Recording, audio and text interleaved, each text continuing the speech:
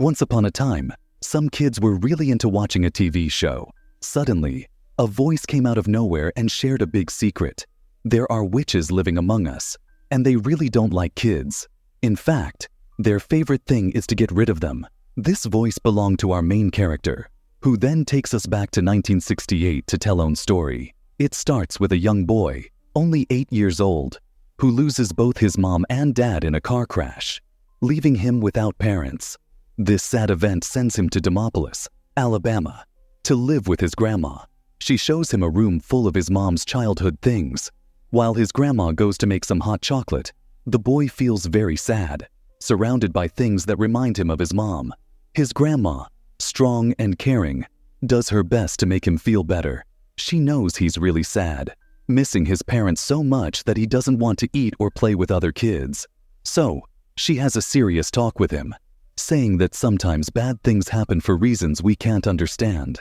She suggests there might be a bigger plan at work, making the boy wonder if there was a reason for his mom's death. With a little hope from his grandma's words, the boy starts to get better, beginning with eating some homemade cornbread. Then, something wonderful happens. Grandma gives him a pet mouse, a little friend to make him happy. He decides to name her Daisy. Daisy and the boy become the best of friends, and caring for her helps him start to be happy again. He teaches Daisy tricks, and soon, he's not just a boy with a mouse. He's a boy ready to be happy again. Time goes by, and the boy begins to enjoy life more, especially when his grandma is with him. Together, they have happy times, showing that even after very sad times, good days can come again. But they didn't know. Someone was watching them. A mysterious lady was looking at them from far away. Suddenly, Grandma started to cough really badly, which was frightening. The next day, they went to the store. The boy, thinking about making a nice little house for his mouse, Daisy, wanted to buy some nails. Grandma, thinking about safety, suggested buying the nails that were a bit more expensive but safer. As the boy went to pick up the nails, Grandma had another bad coughing fit. Then, the boy accidentally ran into a woman in the store. It was the same lady who had been watching them. She offered him a piece of candy, but suddenly, a snake came out of her sleeve. She quickly said, "Don't worry, it's a friendly snake," when she saw the boy's scared face.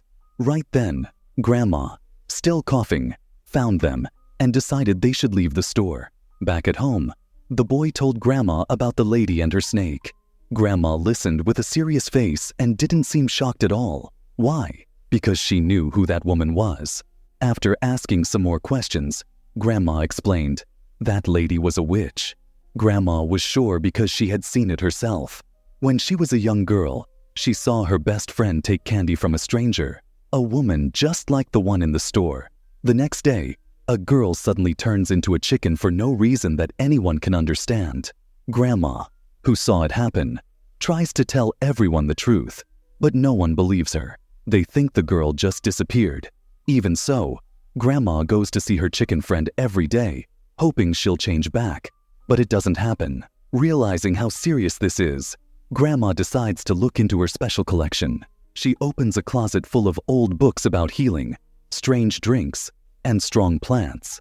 After looking into a crystal for advice, she decides they need to leave their house right away. Grandma's idea is to hide in a nearby hotel she thinks is safe. She believes that witches, who are their main problem, go after people who don't have much. So a busy hotel with rich guests seems like a safe place. When they get to the hotel, Grandma tells him a big secret. Witches are everywhere, and each place has its own group of witches. But all these witches follow one very bad witch, called the Grand High Witch. As they settle into this safe hotel, the boy sees a young boy who seems to be ignored by his mom. Meanwhile, Grandma has another bad coughing spell, which feels like a bad sign. The hotel manager, Mr. Stringer, welcomes them, not knowing what's about to happen. Right after they go to their room, a group of witches comes to the hotel, led by the Grand High Witch herself. Mr. Stringer, trying to keep everything running smoothly, talks about his rule of not allowing pets and how he would call someone to deal with mice if needed. This makes the Grand High Witch happy, showing she's up to something bad. That night, while everyone else doesn't know what's going on, Grandma's cough gets worse. hinting at the danger that's very close. Here, Grandma shares something scary. Her cough isn't just a normal cough. It's a sign that witches are close by, and these witches aren't like the ones in stories who fly on brooms and make potions. Grandma says they're really monsters pretending to be people, hiding what they truly look like with makeup, gloves, and wigs. Grandma knows how to tell who they are. Their makeup covers their real faces, gloves cover their claw-like hands, and wigs hide that they have no hair. Even though this is scary news, Grandma stays calm and tells the boy they're safe because the witches don't know where they are. But then, Hades, the main witch's cat, sees them and runs off to tell. In the morning, the boy tries to make Grandma happy with a fancy breakfast from room service, but she still coughs. She tells him to have fun, maybe go to the beach, but a joke about sea snakes makes him change his mind. Instead, he wanders around the hotel and finds a room booked for a children's society meeting. Before he can look more, Bruno, the kid he saw earlier, stops him. Bruno says a nice lady promised him chocolate if he came there. Soon, Bruno's mom takes him away, but the boy sneaks into the room with his mouse, hoping to train it in peace. But then, Mr. Stringer brings the Grand High Witch and her group into the room. The boy hides under the stage in a hurry. The witches think they're alone and start to show what they really look like. The Grand High Witch feels something's off but tells the witches to keep going and take off their disguises. Hidden under the stage, the boy sees the scary truth about the witches. In a hotel room, the main witch, called the Grand High Witch, is mad at her team because they haven't been good at their main job, getting rid of kids. When one witch dares to question her plan, the Grand High Witch quickly gets rid of her butt, then explains her smart yet mean plan. She tells each witch to open a candy shop in her area, using money from a special room, number 666. But these candies are dangerous because they have a magic potion in them that turns any kid who eats them into a mouse. Why a mouse? Because it's much easier to deal with them that way. The Grand High Witch has already tricked a boy named Bruno with chocolate to show how the potion works. As she's talking about her plan, she smells another kid hiding under the stage. But just as she's about to find him, Bruno, who's there for his chocolate, accidentally distracts her. In a shocking moment, Bruno is turned into a mouse in front of everyone, proving the potion works. The Grand High Witch tells her team to get rid of Bruno, but he quickly runs away into a vent. Then, something amazing happens. Daisy, the mouse, starts talking and says she'll help Bruno. She leads him to a safe place, but they accidentally get the Grand High Witch's attention. The boy, now caught, bravely refuses to eat the potion, so the witch forces it into his ear, turning him into a mouse too. But this isn't the end for them. With Daisy and Bruno's help, the boy, now a mouse, manages to get away from the Grand High Witch. They run away from her, and she tries to grab them but fails because a fan hurts her fingers as she reaches for them. Daisy then explains that the witches turn kids into mice, so it's easier for them to kill them. Here, Daisy shares a big secret. She wasn't always a mouse. She used to be a girl, just like the boy was once a human before he turned into a mouse. Knowing this, the boy leads their group on a bold adventure to get to his grandma's room. It's not an easy trip. They have to get through the hotel's kitchen and the crowded lobby on the 4th floor. With a lot of effort, they finally make it to Grandma's room and find a smart way to let her know they're there. But there's a problem when a maid sees them and freaks out, calling someone to get rid of them, trying to stop them from getting away. The maid accidentally locks them in Grandma's room. Right away, the boy and Daisy tell Grandma everything, how they met the main witch and turned into mice. Daisy talks about how she ran away from an orphanage, was tricked by a stranger with candy, and turned into a mouse. She also says her real name is Mary. Then, the boy explains the main witch's evil plan to turn kids into mice to easily get rid of them. Grandma promises to protect them from anyone trying to hurt them, even people who might come into the room to find them. But soon, there are traps all around the room. Bruno, who loves to eat, can't resist the cheese in the traps, showing how dangerous their situation is. Grandma thinks that if she can get some of the witch's magic liquid, she might be able to make a cure. When evening comes and the witches go to eat, Grandma and the boy come up with a brave plan to sneak into the main witch's room. They see where the magic liquid is hidden, in an ice bucket in her room. Grandma, being clever, hides the boy in a bag and lowers him down to where the liquid is. Inside the main witch's room, the boy manages to take one of the magic liquids. But things almost go wrong when the main witch comes back suddenly with her cat, who wasn't allowed to stay in the dining area. Now, the main witch opens a big box full of money, planning to use it to win over Mr. Stringer, the hotel manager, to her side. While this is happening, the boy, with the stolen magic liquid, quickly moves to safety, jumping into the bag that his grandma holds from their balcony. As grandma pulls him up, the main witch almost figures out their plan. She feels something is off about grandma but gets distracted by Mr. Stringer, who comes with a carrying case for Hades, the witch's cat. Thanks to this distraction, grandma manages to pull the boy up safely. The main witch, for a brief moment, is kind and lets Hades enjoy the case, but then quickly gets back to her usual bossy self, asking for a very plain pea soup, a request Mr. Stringer doesn't like but agrees to. Then, she locks Hades in her room. Annoyed, back in their safe room, grandma tries to make a cure with the magic liquid but can't. It looks like the boy and Daisy might stay mice forever.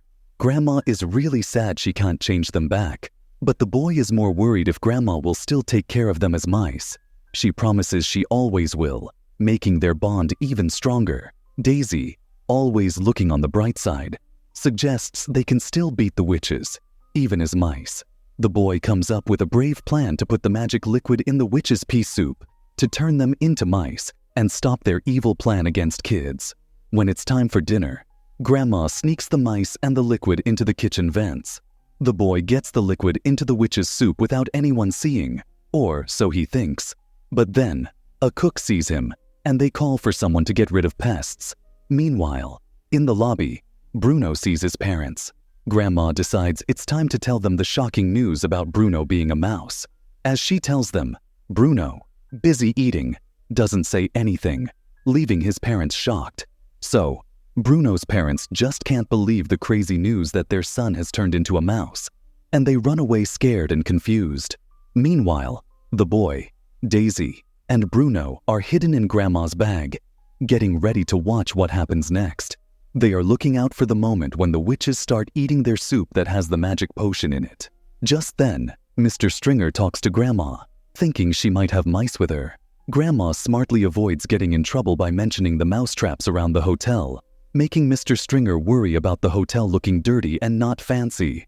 To make things right, Mr. Stringer offers her a good spot to sit in the dining area, but Grandma picks a place closer to the kitchen so she can watch the witches closely. But a scary moment happens. The main witch looks right at Grandma and remembers her from a long time ago when Grandma's best friend was turned into a chicken. She teases Grandma about it, happy about the mean thing she did. But her bragging stops quickly because one after another, her witch friends start turning into rats, causing a big mess in the restaurant. During this chaos, the mice grab the key from the main witch's pocket. With the key, Grandma and the mice go into the main witch's special room, number 666, where she keeps all her mouse potion. They try to take all of it, but some bottles roll under the bed. While trying to get those bottles, they don't notice the main witch coming back. She starts talking about how she'll get back at Grandma. But then, the mice quickly set traps for her feet and give her the mouse potion. In just a short time, the powerful main witch turns into an ugly rat, ending her evil plans with the potion she made for kids. Now, the main witch ends up in a chase with the mice, running through a room full of traps meant for mice. In a smart move, Grandma traps the witch under a glass jar and makes sure it's secure with lots of heavy books. In the middle of all this, the boy gets the key from the witches turned into rat form. With the key, they open her big box and find not just a lot of money but also a book that has the names of all the witches in the world. Knowing who all the witches are, they plan to turn each witch into a rat, breaking apart their evil group bit by bit. Before they leave, Grandma lets Hades, the cat, out of his cage, showing kindness. But then, by accident, Hades lets the witch out, only to turn against her, putting an end to her bad deeds for good. The next day is a fresh start for Grandma and the mice as they leave the hotel. Happy and with a box full of stolen money, Grandma gives big tips to the hotel workers, leaving them surprised and happy as they go.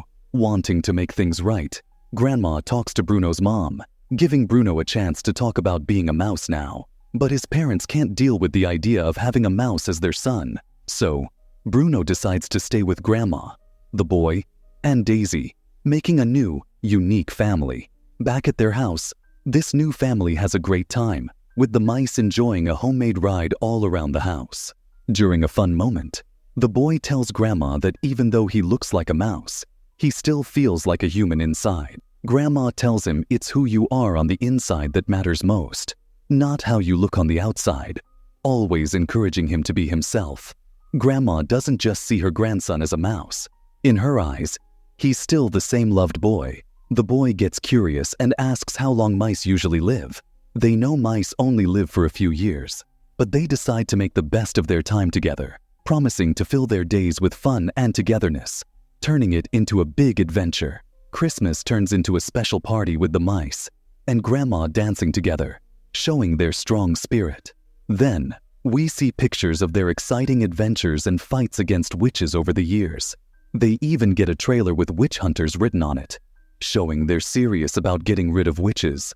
The story comes back to our brave mouse, who's now older, talking about these adventures.